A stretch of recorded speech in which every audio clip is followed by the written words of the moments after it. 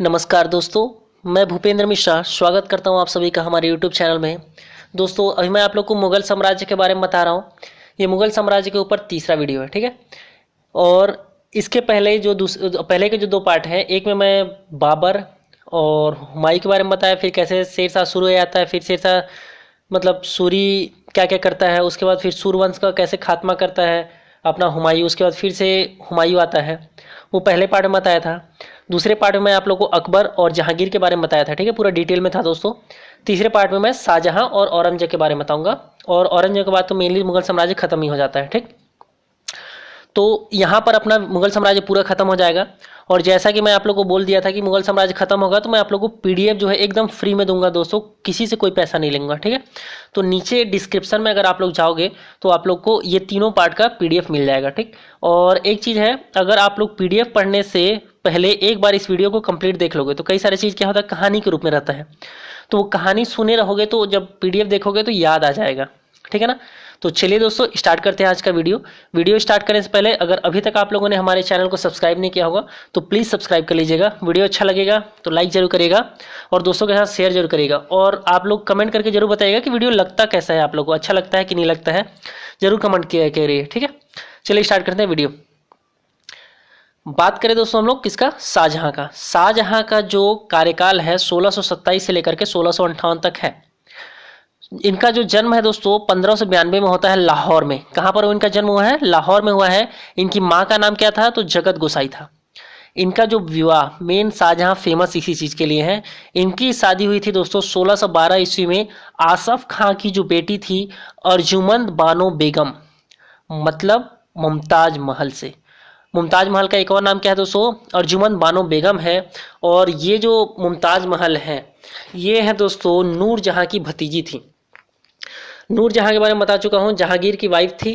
और मुगल काल की सबसे शक्तिशाली महिला कौन थी दोस्तों, तो नूरजहां ही है, ठीक। और मुमताज महल को एक उपाधि भी मिला हुआ था, इनको मलिकाए जमानी का उपाधि मिला था, इसको भी याद रख लेना। और दक्षिण भारत के अभियान जब ये दक्षिण जीत करके आया था शाहजहां, तो जहांगीर उससे खुश हुआ था। और इसको क्या चीज़ का, पहले इसका नाम खुर्रम था। शाहजहां का पहले नाम क्या था, बचपन में खुर्रम था। बाद में जहांगीर इसको शाहजहां की उपाधि देता है। तो शाहजहां भी कायदे से इसको उपाधि ही मिला हुआ है। और शाहजहां का राज्याभिषेक 1627 में हुआ है, ठीक है, आगरा में हुआ था। राज्याभिषेक के बाद इसको अबुल मुजफ्फर साहबुद्दीन मोहम्मद साहिब किससे सनी की उपाधि धारण किया था। लंबा चौड़ा उपाधि है, देख लेंगे।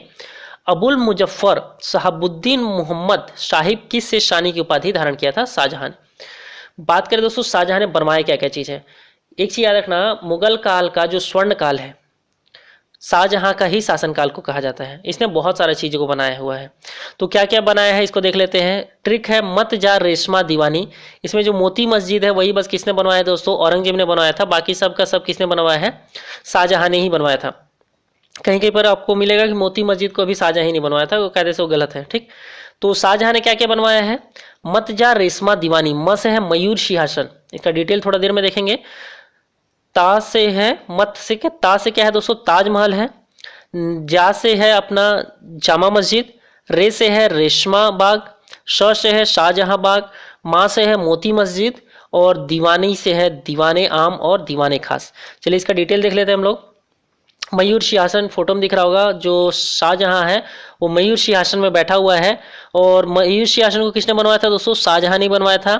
पहले ये आगरा के किले में था, फिर बाद में इसको ट्रांसफर किया गया, दिल्ली के लाल किले में लाया गया था। और यहाँ से यह सिंहासन को ईरान का जो शासक था दोस्तों नादिर शाह लूट करके लेके चला गया था। मतलब ये बहुत सुंदर दिखता था, तो इसको लूट करके कौन चला गया, ईरान का जो शासक था नादिर शाह लूट करके चला जाता है। अब बात करें दोस्तों इसको मयूर सिंहासन क्यों कहते थे, क्योंकि ना इसके जो पीछे में, पिछले भाग में दो जो मोर थे ना वो नाचते हुए दिखते थे, तो इसलिए इसका नाम क्या पड़ा था, मयूर सिंहासन पड़ा था। और 1747 में नादिर शाह का भी हत्या हो जाता है। और फिर क्या होता है, उसके बाद ये सिंहासन गायब हो जाता है और उसके बाद आज तक पता नहीं चला है कि ये सिंहासन गया कहाँ। अगला ताजमहल। ताजमहल दोस्तों जब मुमताज महल ना लीवर पेन से मर जाती है, मतलब बच्चा जन्मने वाली रहती है तो उस समय दर्द को बर्दाश्त नहीं कर पाती और ये मर जाती है, तो शाहजहां उसकी याद में एक महल बनवाता है, वो है ताजमहल, ठीक है। और ताजमहल का बहुत लंबा चौड़ा इतिहास है। तो उसको हम लोग ज़्यादा डिटेल में नहीं जाते हैं। बस ये याद रखना है शाहजहां ने मुमताज महल की याद में बनवाया था। और जब औरंगजेब आता है, बाद में बताऊंगा औरंगजेब कितना मतलब क्रूर था, निर्दयी था, उसको बाद में हम लोग देखेंगे। जब ये शाहजहां क्या करता था अपने लास्ट समय में, बहुत ज़्यादा बांटता वाटता था सामान वामान को, दान करने में ज़्यादा बिलीव करता था। तो औरंगजेब उसके दानवीरता से ही परेशान हो गया था और उसको क्या करता है, यही आगरे के किले में ही क्या करता है, मतलब इसमें ताजमहल में क्या करता है, उसको नज़रबंद कर देता है। और ये कुछ समय बाद वहीं पर मर जाता है। जैसे ताजमहल का काम कंप्लीट होता है तो उसके बाद कुछ ही समय बाद औरंगजेब क्या करता है, उसको अपदस्थ कर देगा और उसके बाद फिर इसको शाहजहां को यहीं पर नज़रबंद करेगा और कुछ समय बाद शाहजहां मर जाता है। तो मरने के बाद दोस्तों जहां पर मुमताज महल का कब्र था ना, उसके जस्ट बराबरी में ही शाहजहां का भी कब्र है। ठीक है। और एक चीज याद रखिएगा, सन 1983 में क्या है, ताजमहल को यूनेस्को ने विश्व धरोहर स्थल में शामिल किया है। तो यूनेस्को ने ताजमहल को विश्व धरोहर के रूप में कब शामिल किया था, 1983 में। इंडिया वर्ल्ड कप जीत के कब लाए हैं, 1983 में ही। तो उसी समय समझ जाए यूनेस्को ने क्या किया है, इसको विश्व धरोहर में शामिल कर दिया है। उसको रिलेट करना है, याद करने के लिए बस है वो। बात करें दोस्तों अगला जामा मस्जिद। जामा मस्जिद को अपने शाहजहां ने ही बनवाया है, 1656 में काम कंप्लीट हुआ था इसका। और ये दोस्तों पुरानी दिल्ली में है। यह मस्जिद लाल और संगमरमर पत्थरों से बना हुआ है। ये चित्र को देखोगे तो आपको जो गुम्बद है वो लाल से दिख रहा होगा, बीच बीच में सफेद धारियां दिख रही हैं। ठीक है। तो क्या क्या चीजें बना है, लाल और संगमरमर पत्थरों से बना हुआ है। लाल किले से मात्र ये 500 मीटर की दूरी पर है दोस्तों। और भारत की सबसे बड़ी मस्जिद इसको माना जाता है। इस मस्जिद का निर्माण 1650 ईस्वी में शाहजहां ने शुरू करवाया था। इसको बनने में 6 साल लगा था और 10 लाख रुपए का खर्च आया था। पलुआ पत्थर और सफेद संगमरमर से निर्मित इस मस्जिद में उत्तर और दक्षिण साइड से क्या है दोस्तों, इसमें प्रवेश द्वार है। और जो पूर्वी प्रवेश द्वार वहां से वो केवल और केवल शुक्रवार को खुलता था। और कहा जाता है कि जो सुल्तान था, मतलब जो शाहजहां था, वो इसी दरवाजे से क्या होता था दोस्तों, अंदर आता था। और बात करें दोस्तों इसका जो प्रार्थना गृह है वो बहुत ज़्यादा सुंदर है। इसमें 11 मेहराब हैं, जिसमें बीच वाला मेहराब जो है अन्य से थोड़ा सा बड़ा है। और इसके ऊपर बने गुंबद को सफ़ेद और काले संगमरमर से सजाया गया है। और इसकी तुलना किससे करते हैं दोस्तों, तो निजामुद्दीन दरगाह की याद दिलाता है। मतलब जो जामा मस्जिद है उसका कंपेयर किया जाता है निजामुद्दीन दरगाह से। बात करें दोस्तों अगला है दीवाने आम। जैसा कि नाम से पता चल रहा है, आम मतलब वो आम लोगों से मिलने के लिए यूज करता था दीवाने आम को। ठीक है। और दीवाने आम में आगरा किले में स्थित मुगल बादशाह का प्रमुख सभागार था। इसी में मयूरी सिंहासन, या उसको क्या बोलते थे, तख्ते ताउस भी कहते थे, वही था। और इस सभागार का प्रयोग आम जनता से बातचीत करने के लिए किया जाता था और वो उनकी फरियाद सुनता था। बात करें दोस्तों दीवाने खास। दीवाने खास नाम से ही पता चल रहा है खास है, तो यहाँ पर वो सिर्फ और सिर्फ खास लोगों से मिलता था। आगरा किले में स्थित दीवाने खास का निर्माण भी दीवाने आम की तरह ही मुगल बादशाह शाहजहां ने ही करवाया है। और दीवाने आम के विपरीत इसका प्रयोग विशिष्ट लोगों से मिलने में किया जाता है। जैसे दीवाने आम में क्या करते थे, सिर्फ और सिर्फ आम लोगों से मिलता था, लेकिन दीवाने खास में क्या मिलेगा, अच्छे अच्छे लोगों से मिलेगा।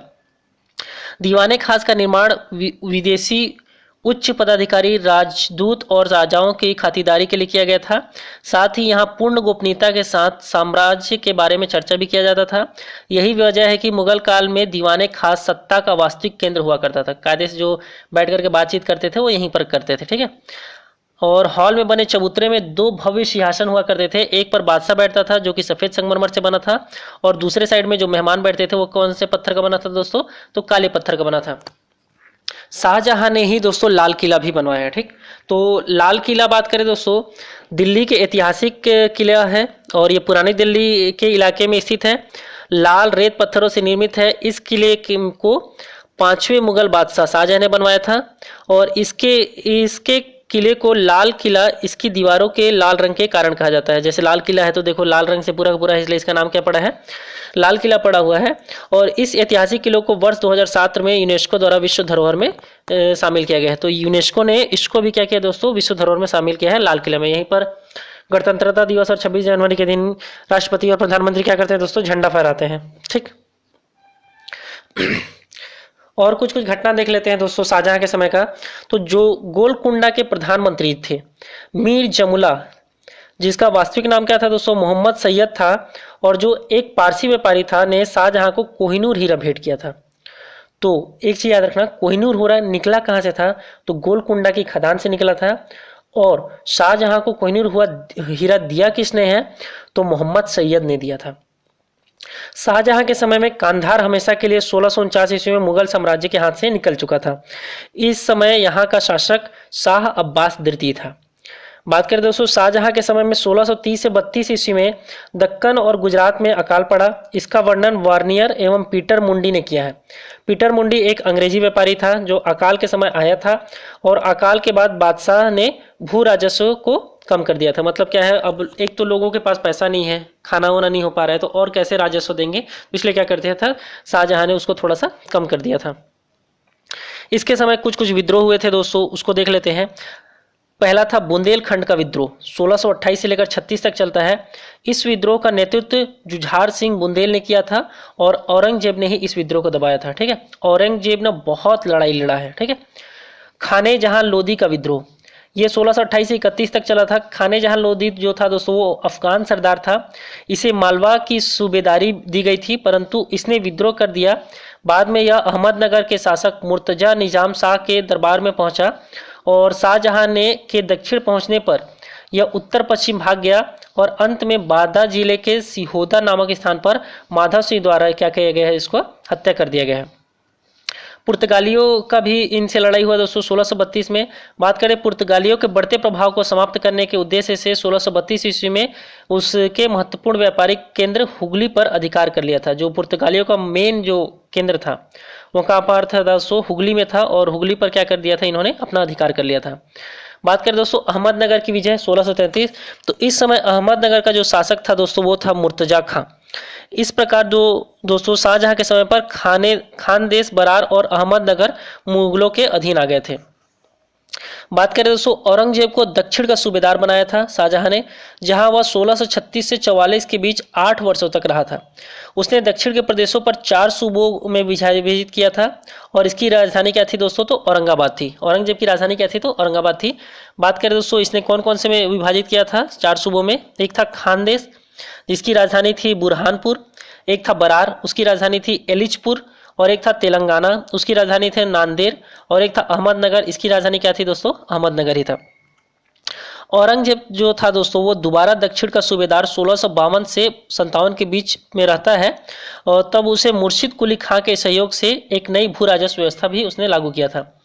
बात करें दोस्तों उत्तराधिकारियों का युद्ध, मतलब क्या था, जो औरंगजेब था उसने सत्ता पाने के लिए ना सिर्फ शाहजहां को कैदी बनाया बल्कि अपने जितने भी भाई थे उन सभी का भी कत्ल कर दिया था और उसके बाद फिर सिंहासन पर बैठा था। शाहजहां के कुल 4 बेटे थे दोस्तों, एक था दारा, दूसरा सुजा, तीसरा औरंगजेब और चौथा था मुराद। उसकी 3 पुत्रियां भी थी, जहां आरा, रोशन आरा और गौहान आरा। ठीक है, इस समय सुजा था दोस्तों वो बंगाल का सूबेदार, औरंगजेब दक्षिण का सूबेदार और मुराद जो था वो गुजरात का सूबेदार था। उसकी जो पुत्री थी जहां आरा ने दारा का पक्ष लिया, रोशन आरा ने औरंगजेब का और गौहान आरा ने मुराद का लिया था कि मतलब किसको राजा बनाए, इसके लिए उन्होंने एक दूसरे का पक्ष चुना था। उत्तराधिकारियों के संघर्ष में कुल 5 महत्वपूर्ण युद्ध हुए थे दोस्तों। जो पहला युद्ध था वो बहादुरपुर में 24 फरवरी 1658 को। यह युद्ध शाह शुजा एवं दारा के लड़के सुलेमान शिकोह के बीच में हुआ था। ठीक है, पहला युद्ध किसके किसके बीच हुआ है, तो शाह शुजा और जो सुलेमान शिकोह के बीच हुआ था। ठीक, बात करें दोस्तों जो दूसरा युद्ध था वो धर्मट का युद्ध था और 25 अप्रैल 1658 को होता है। उज्जैन के पास यह युद्ध दारा द्वारा भेजी गई सेना जसवंत सिंह एवं कासिम खां एवं औरंगजेब तथा मुराद के मिली जुली सेना के बीच में हुआ था। इसमें औरंगजेब की विजय हुई थी। इस विजय के उपलक्ष्य में औरंगजेब ने फतेहाबाद नामक नगर की स्थापना किया था। ठीक है, तो धर्मट का युद्ध के बाद ही क्या किया था, औरंगजेब ने फतेहाबाद नामक नगर का बसाया था। बात करें दोस्तों तीसरा युद्ध, तो तीसरा युद्ध था दोस्तों वो था सामूगढ़ का युद्ध। ये आगरा के पास 8 जून 1658 में दारा और औरंगजेब के बीच में हुआ था और इस युद्ध में दारा फिर हार जाता है और यह एक निर्णायक युद्ध था। इसी के बाद औरंगजेब ने 31 जुलाई 1658 को आगरा में अपना राज्याभिषेक कर लिया था। ठीक है, तो औरंगजेब का राज्याभिषेक कब हो रहा है, 31 जुलाई 1658 को। और जो बात करें दोस्तों जो चौथा युद्ध था वो था खजवा का युद्ध, 1659 में हुआ था इलाहाबाद के निकट। औरंगजेब ने सुजा को हरा दिया था, एक एक भाई को मारते जा रहे हैं। पांचवा युद्ध था दोस्तों वो था देवराई का युद्ध, और अप्रैल 1659 में होता है। अजमेर के पास दारा अंतिम रूप से हारता है। जून 1659 में औरंगजेब ने दूसरी बार राज्याभिषेक देवराई के युद्ध में सफलता के बाद दिल्ली में किया था। तो पहली बार वो अपना कहाँ पर कर रहा है दोस्तों, आगरा में कर रहा है अपना राज्याभिषेक, और दूसरी बार कहाँ पर कर रहा है तो दिल्ली में किया। ठीक है, बात करें दोस्तों दारा शिकोह, ठीक है, इसको उपाधि मिला था शाह बुलंद इकबाल का। ये बहुत ही अच्छा आदमी था दोस्तों दारा शिकोह। शाहजहां का सबसे योग्य पुत्र था। वह अरबी फारसी एवं संस्कृत का विद्वान था। वह कादरी उपनाम से कविता भी लिखता था। उसके पास चित्रों का एक मुरक्का मतलब एल्बम था। उसकी दो पुस्तकें थी, एक था सफीनात अल औलिया, यह सूफी सिद्धांतों पर आधारित थी। इसको याद रखना दोस्तों, दारा शिकोह जो था एक अच्छा आदमी भी था। ठीक है, मजमूल बहरीन, इसका अर्थ है दो समुद्रों का मिलना। यह हिंदू और मुस्लिम दो धर्मों के मिलन से संबंधित थी। इसके अतिरिक्त इसने 52 उपनिषद का अनुवाद सिर ए अकबर अथवा सिर ए असरार के नाम से किया था। और दारा शिकोह ने भगवत गीता एवं योग वशिष्ठ का भी फारसी में अनुवाद किया था। तो इसका नाम को याद रखना अपने लिए बहुत इंपॉर्टेंट होगा दोस्तों। क्या चीज, दारा शिकोह का नाम। ठीक है, आदमी भी अच्छा था, लेकिन इसको औरंगजेब क्या करता है, मार देता है। देवराई के युद्ध में औरंगजेब से हार जाता है। ठीक है, पराजय के बाद यह उत्तर पश्चिम भाग गया तथा एक अफगानी जीवन खान के यहाँ शरण लेता है। उसने धोखा देकर इसे बहादुर खां के हवाले कर दिया, और जो उसे दिल्ली ले जाकर के औरंगजेब को फिर से सौंप देता है। और औरंगजेब नेदार पर इस्लाम धर्म की अवहेलना का आरोप लगाता है। मतलब वो हिंदुओं का भी कुछ कुछ ट्रांसलेट करके लिखते रहता है ना। ठीक है, इसलिए औरंगजेब क्या कर दिया है, दारा पर इस्लाम धर्म की अवहेलना का आरोप लगाता है और उसे गधे पर बिठाकर दिल्ली में घुमाता है। और इस दृश्य का चश्मदीद गवाह था बर्नियर था। तो ये भी एग्जाम पूछता है कि इसका चश्मदीद गवाह कौन था दोस्तों, तो बर्नियर था। बाद में दारा को फांसी दे दिया जाता है। इसे हुमायूं के को कब्र के गुंबज के नीचे एक तहखाने में गाड़ दिया गया था। औरंगजेब ने सितंबर 1658 में शाहजहां को आगरे के किले में कैद कर लिया, और जहां 1666 ईस्वी में 74 वर्ष की आयु में उसकी मृत्यु हो जाती है। और शाहजहां फिर जहांगीर से अच्छा गायक था। एक चीज ये भी है, कई लोग बोलते हैं कि शौक तो दोनों को था ना, शाहजहां को और जहांगीर को संगीत का, लेकिन शाहजहां क्या था, उससे ज्यादा अच्छा गायक था। और अल्टीमेटली अब किसका समय आ गया दोस्तों, अब आ गया है औरंगजेब का समय। बात करें दोस्तों औरंगजेब के बारे में, तो ये अबुल मुजफ्फर महुद्दीन मोहम्मद औरंगजेब आलमगौर, इसका शासनकाल रहता है 1658 से लेकर के 1707 तक। इसका पूरा नाम क्या है दोस्तों, अबुल मुजफ्फर महुद्दीन औरंगजेब आलमगीर। ठीक है, मतलब औरंगजेब है ये। इसका जन्म होता है दोस्तों दाहोद में। दाहोद कहाँ पर है, गुजरात में। कब हुआ इसका जन्म, 4 नवंबर 1618 में दाहोद में गुजरात में होता है औरंगजेब का जन्म। बात करें दोस्तों इसके पिता कौन है, तो शाहजहां है। माँ कौन है, तो मुमताज महल है। इसने भी बहुत सारा, पूरे मुगल लोग बहुत सारा शादी किए रहते हैं दोस्तों, तो ये भी बहुत सारा शादी करता है। उसमें था बेगम नवाब बाई, औरंगाबादी महल, उदयपुरी महल और झैनाबदी महल। इन सभी से क्या करता है दोस्तों, ये शादी करता है औरंगजेब। बात करें जैसे आगरा पर कब्जा कर जल्दबाजी में औरंगजेब ने अपना राज्याभिषेक अबुल मुजफ्फर महुद्दीन मुजफ्फर औरंगजेब बहादुर आलमगीर की उपाधि से 31 जुलाई 1668 में दिल्ली में करता है। मतलब ये 2 बार राज्याभिषेक करता है, एक बार आगरा में करता है और एक बार कहां पर करता है दोस्तों, दिल्ली में करता है। बात करें दोस्तों इसका और शिवाजी महाराज और औरंगजेब के बीच में एक कॉन्सेप्ट है लड़ाई वाला। मतलब क्या है, ये औरंगजेब जो था पूरे भारत को जीतने के लिए निकला था और इसने अपने साम्राज्य को बहुत आगे बढ़ाया भी। लेकिन ये औरंगजेब, जैसा कि आप लोग चित्र देख सकते हो, ये अपना हर नियम को ना कुरान के हिसाब से फॉलो करता था। बहुत ज़्यादा कट्टर मुसलमान था। इसी कारण से ना हिंदू राजा जो थे इसको पसंद नहीं करते थे। इसने बहुत सारा मतलब ऐसे ऐसे काम किए, जैसे मंदिरों को तोड़वाया है, बहुत सारे काम किए जिसे हिंदुओं को गुस्सा आएगा। तो ये जो भी चीज़ चाहता था, ये सिर्फ और सिर्फ हर किसी को मुसलमान बनाना चाहता था। तो क्या थे, महाराष्ट्र में थे अपने शिवाजी। शिवाजी क्या करते थे, इसके नाक में दम करके रखे थे। एक जगह तो इसका कोई आदमी रहता है, उसको घुस करके घर में घुस करके उसका गला काट देते हैं शिवाजी। तो शिवाजी ने ऐसे बहुत सारा काम किया था। तो औरंगजेब उसका नाम तो सुनते रहता था और औरंगजेब उससे शिवाजी से परेशान भी था, इसको मार भी नहीं पा रहा था शिवाजी को। तो क्या करता है, एक दिन इस शिवाजी को बुलाता है अपने यहाँ और इनकी बहुत ज़्यादा बेइज्जती करवाता है। मतलब कि सबसे पहले क्या करेगा, शिवाजी को बोलेगा कि चप्पल खोल करके आना है। उसके साथ मानसिंह नाम का एक और राजा रहता है, वो बोलता है कि आप चप्पल खोल दो।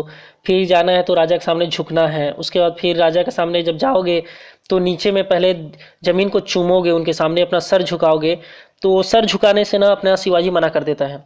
और उसके बाद फिर बहुत कुछ बुरा भला बोलते हैं कि तुम एक मेरे को बुला करके, मैं एक राजा हूँ, ये वो करके ना, मतलब औरंगजेब के सामने पूरा ऐसी ऐसी बातें बोलते हैं। पूरा औरंगजेब की सेना रहती है और सब कुछ सर झुका के रखते हैं और शिवाजी उसके सामने दहाड़ते हैं, मतलब ठीक है। तो औरंगजेब को गुस्सा आ जाता है। फिर औरंगजेब क्या करता है दोस्तों, उसको बंदी बना लेता है। अब बात करें दोस्तों, जो शिवाजी है वहां से भाग निकलने में कामयाब हो जाते हैं। तो उनको मदद की रहती है उसकी ही बेटी, जो क्या बोलते हैं, औरंगजेब की जो बेटी रहती है दोस्तों, जैबुन्निसा बेगम। जैबुन्निसा बेगम जो दोस्तों, वो शिवाजी को प्यार करते रहती है, मन ही मन प्यार करती है, ठीक है, डायरेक्टली प्यार नहीं करती है। औरंगजेब भी चाहता था कि शिवाजी से उसका शादी हो जाए, ठीक है। तो उसने एक शर्त रखा था, हम तुमको जैबुन्निसा बेगम से शादी तो अभी करने देंगे जब तुम इस्लाम को कबूल करोगे। तो शिवाजी कभी इस्लाम कबूल नहीं करूंगा बोले थे, तो इसका शादी भी नहीं होता। और ये बात जब जैबुन्निसा बेगम को पता चलता है, उसको बहुत ज़्यादा दुख भी होता है अपने पिता पर, और लास्ट तक वो कुंवारी रहती है जैबुन्निसा बेगम, शादी भी नहीं करती है। ये शिवाजी से प्यार करते रहती है, ठीक है। तो होता क्या है दोस्तों, जैबुन्निसा बेगम ही क्या करती है, पूरा का पूरा एक प्रकार का षड्यंत्र रचती है कि जिससे शिवाजी वहां से क्या करे, निकल करके भाग सके।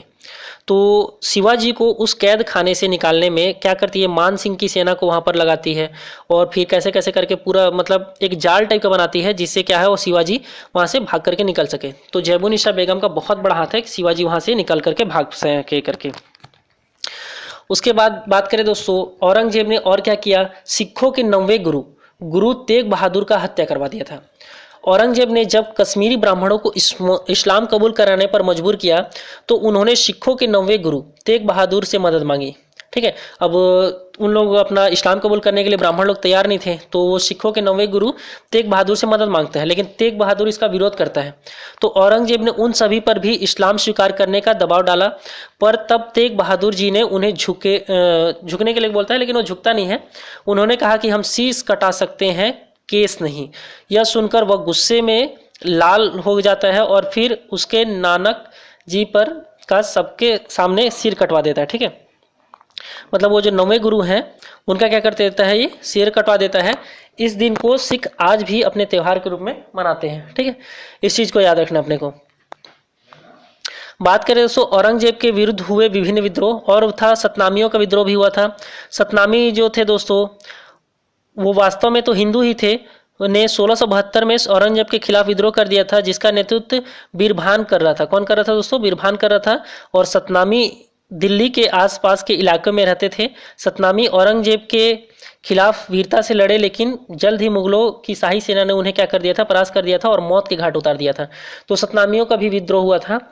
ये सब इसलिए हो रहा था दोस्तों, क्योंकि ना वो इस्लाम को लोगों से कबूल करवाना चाहता था और इन लोगों को कबूल नहीं कर पा रहे थे, और बहुत ज़्यादा क्रूर था। जो मतलब इस्लाम कबूल नहीं करता था उसमें तो जजिया कर जो था इसने फिर से वापस लगवा दिया था, और बहुत सारा क्रूरता वाला काम कर रहा था हिंदुओं के खिलाफ।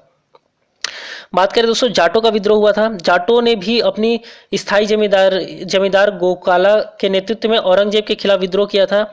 उन्हें पूरी तरह से कभी नहीं दबाया जा सका। जाट लगातार मुगल शासक के विरुद्ध लगातार संघर्ष करते रहे तथा औरंगजेब की मृत्यु के बाद भरतपुर में अपना एक स्वतंत्र राज्य स्थापित कर लिया था जाटों ने।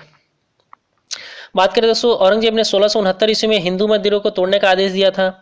औरंगजेब ने अप्रैल 1669 ईस्वी को हिंदुओं पर दोबारा से जजिया कर लगा दिया था, और सर्वप्रथम जजिया कर मारवाड़ पर लागू किया गया था। कहाँ पर लागू किया गया था, मारवाड़ पर लागू हुआ था। तो जजिया कर को फिर से स्टार्ट किसने कराया है, औरंगजेब ने। बंद को इसने करवाया था तो अपने अकबर ने। बात करें दोस्तों, औरंगजेब ने कुछ निर्माण कार्य भी करवाया है। औरंगजेब ने लाहौर की बादशाही मस्जिद बनवाई थी। बादशाही मंदिर किसने बनवाया है, तो औरंगजेब ने बनवाया है।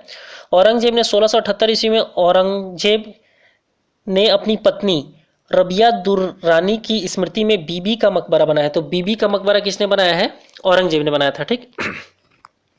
औरंगजेब ने दिल्ली में के लाल किले में मोती मस्जिद बनवाई थी। याद रखना ना, मोती मस्जिद किसने बनवाया है, औरंगजेब ने। कहीं कहीं पर लिखा रहता है शाहजहां ने बनवाया, ठीक है, लेकिन बनवाया किसने है, औरंगजेब ने बनवाया था।